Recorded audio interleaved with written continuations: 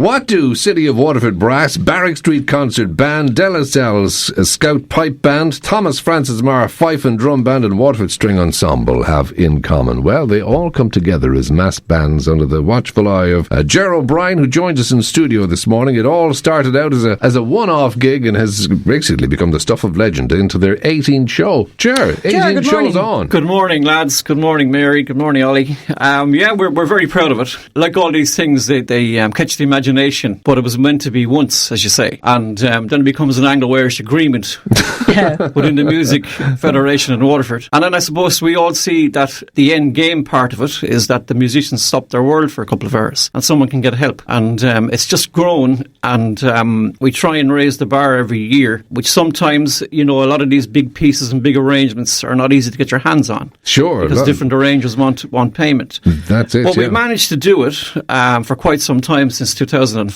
It becomes an annual part of the calendar. There's good guys out there. These bands are fantastic musicians. They may be amateurs, but I can tell you one thing, they will play at a professional level. Nothing amateur about them, as someone who's experienced it firsthand. And if you've never been to this, it's a real spectacle, as you know, Ollie. Yeah. It's a full house in there. The atmosphere is electric. The acoustics in that church are second to none. It's very special, and it happens no place else. It happens no place else on this island of Ireland.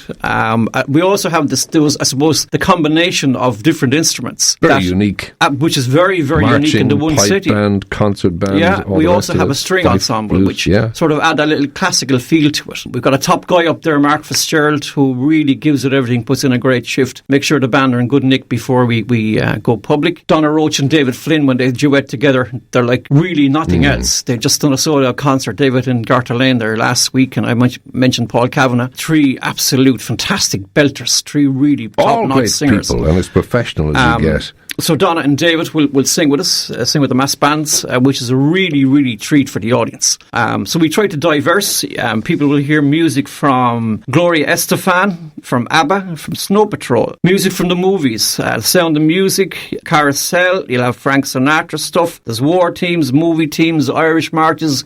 You've got it, we've got it. But during the night we have this beautiful segment that we introduced 11 years ago, which I believe, Mary, called the Waterford City Mass Band Lifetime Achievement Award. And there's never a dry eye in the house when we present this. We paused it last year because we had the raising of the tricolour for the 1848. Special occasion indeed. Which was beautiful, and Eddie Mulligan really, really brought that beautifully together. But we've brought it back this year, and I can assure our audience it's really, really going to be very, very special. I'd appeal to people to come to this show. They may have heard of it, but let's, it's in our DNA now nearly in Waterford that this happens. Puts more pressure on us to make it happen. But I'd appeal to people, it's €10 for a ticket. And you wouldn't get 20 cigarettes for it. And these charities that we'd help over the years, we all might need them ourselves someday. Can we talk about the charity element, actually? And just to remind people as well, the Mass Bands is happening this year on Friday the 11th of October. And you have a great list of charities who'll benefit this year, Jerry. You might tell us a bit about those. We do, of course, and it's very, very hard, I suppose, sometimes to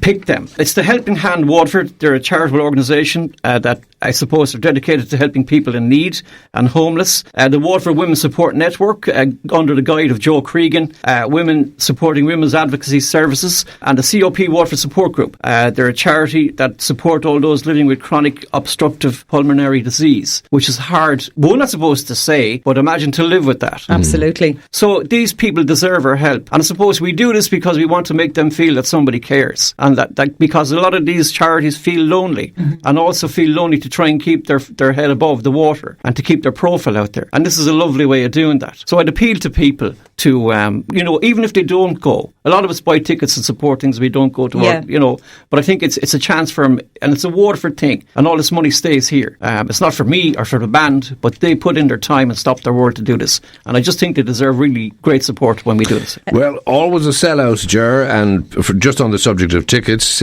tickets can be had from Menders, Colbeck Street, Cahill's Newsagents, Main Street, Tramore, and of course band members as well. But don't miss out on it. It is the most special night of the year. As we said there, it doesn't happen anyplace else. It's for great causes. Sacred Heart Church, The Folly, Friday week, 8 o'clock. 8 o'clock kick-off. I'd appeal to people also, as I said, commitment tickets, we prefer that because we can only allow so many in there, Oliver. Yeah. It's an 8 o'clock kick-off. It's a really, really belter of a night. You might need a tissue or two because it'll bring a couple of tears, but tears of joy and and happiness, because this is very, very special. So please support this. Well, Ger, well done to you and yours. Well, thank you very much. It's an amazing undertaking, and we're delighted to have you in this morning. And also Elaine was on to us on WhatsApp, and she said she loves going to the mass bands every year. So yeah, lovely. Thanks very much. The 11th of October, and Ger O'Brien, as always, thanks a million.